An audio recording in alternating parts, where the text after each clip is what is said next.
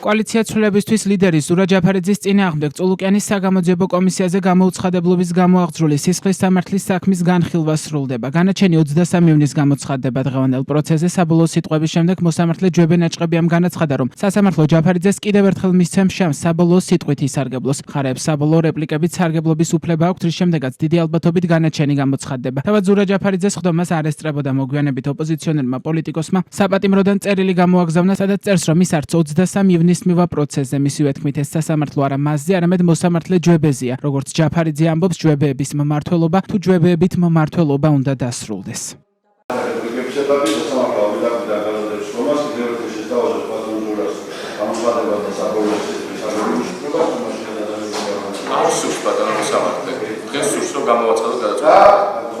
გამოცხადდება 2025 წლის 23 ივნის 11-ის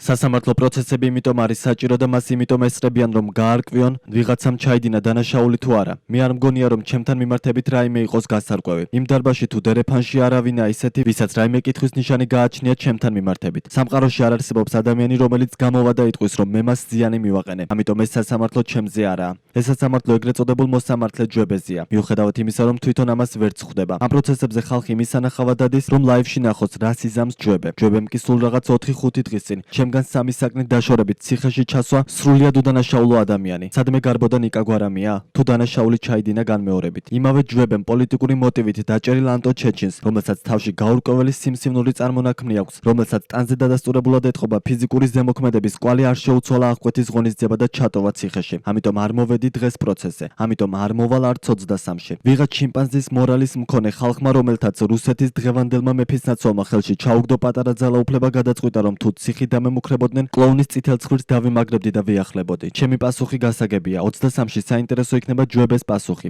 მიუხედავად მისი ქმედებისა, მისავე პროფესიიდან გამომდინარე, მას ყოველჯერზე აქვს შანსი ისევ იქცეს ადამიანად. ამიტომ 23-ში რაც გაირკვევა ესაა, მზადა თუ არა ჯვებე დათმოს დღევანდელი პატივი, წესდება, კეთილდღეობა და უარი თქვას კლოუნის წითელი ცხვირის ტარებაზე. ოღონდ ეს ვერ იქნება ციხის ნაცვლად ჯარიმა ან სხვა რამე. მხოლოდ სრულად გამომართლებელი განაჩენი იქნება იმის ინდიკატორი, რომ ჯვებე ცირკში აღარ მუშაობს. საუბედუროდ კაცობრიობის ისტორია სავსეა ჯვებეებით. ჯვებეების მმართველობა თუ ჯვებეებით მმართველობა უნდა დასრულდეს. პროცესის შემდეგ ადვოკატმა ირაკლი ჩომახაშვილმა თქვა, რომ მისი დაცვის ქვეშ მყოფს პროცესში მონაწილეობა და საბოლოო სიტყვით სარგებლობა არ სურს. მზად ვიყავით, რომ დაგვესრულებინას ხდომა, დაცვის მხარეს და ბრალდების მხარეს, თუმცა სასამართლომ გადადოს ხდომა. მიუხედავად იმისა, რომ ჩვენი განმარტება იყო, რომ ზურას არ სურდა საბოლოო სიტყვის სარგებლობა. ჩვენთვის გაურკვეველია, რატომ გადაიდო ეს ხდომა, როდესაც ჩვენ მზად ვიყავით, რომ დაგვესრულებინა. რა იქნება და რატომ მოხდა ეს, ვერაფერს ვერ ვივარაუდებ. თუ რატომ მოხდა ეს და რა იქნება, ჩვენთვის წარმოუდგენელი. მე არ ველოდებოდი, რომ გადაიდებოდა ხდომა, მას არ სურს ამ სასამართლოს ხდომაზე მონაწილეობა. მან უარი განაცხადა სასამართლოში მოსვლაზე იმის გამო, რომ არ ენდობა მართლმსაჯულებას. საქმის პროკურორს ნათია თათიაშვილს მიაჩნია, რომ ზურაბ ჯაფარიძის ქმედებების გამო მკაცრი სასჯელი უნდა იყოს გამოყენებული. სასჯელის რომელი ფორმა მიაჩნია მას მკაცრად, ჯარიმა თუ პატიმრობა, პროკურორს ამ კითხვაზე ჟურნალისტებისთვის არ უპასუხია. მისივე თქმით, სასამართლო თავად განსაზღვრავს სასჯელის სახით პატიმრობა იქნება თუ არა გამოყენებული. ჩვენ დღეს მოვახსენეთ სასამართლოს ჩვენი დასკვნითი სიტყვა, მოვითხოვეთ გამამტყუნებელი განაჩენის დადგომა აღნიშნულ საქმეს და ბუნებრივია შესაბამისი ქმედების შესაბამისი სასჯელის განსაზღვრა. მოცემულობაში პროპორციული სამართლიანი, ობიექტური და თანაზომიერი სასჯელი უნდა იქნას განსაზღვრული. ბრალდების მხარე კონკრეტულ სასჯელის სახეს და არც ზომას არ ითხოვს.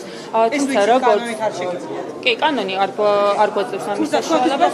თუმცა როგორც პროკურორი მე მიმაჩნია და ბრალდების მხარეს მიაჩნია, რომ მსგავსი ქმედებისათვის უნდა იქნას მკაცრი სასჯელი გამოყენებული. მკაცრი პატიმრობა, მკაცრი რელევანტური უნდა იყოს ჩადენილ ქმედებასთან და ბრალდებულის მიერ განხორციელებულ თვითეულ ქმედებასთან, რაც დაწყებულია მის ბრალდების შესახებ დადგენილების გამოტანიდან მის მიერ გამოხატულ ნებაში, მის პრინციპულობაში, გამიზნულად კანონის დარღვევაში. დღევანდელ ხდომაზე ჯაფარიძის ადვოკატმა მტკიცებულებები უდავოდ გახადა, რის შემდეგაც მხარეებმა საბოლოო სიტყვები წარმოთქვეს. სასახად განმარტავთ, რომ მტკიცებულებების უდავოდ გახდა, რაც სასამართლო პრაქტიკის თანახმადაც სწორია ჩემი განმარტება, არ ნიშნავს ბრალზე დათანხმებას. უბრალოდ ჩვენ ამ შინაარს ვხდით, როგორც პრეიუდიციუმს და ვაფასებთ. შესაბამისად ეს არ ნიშნავს იმას, რომ ამ კონკრეტულ მტკიცებულებებს ვეთანხმებით.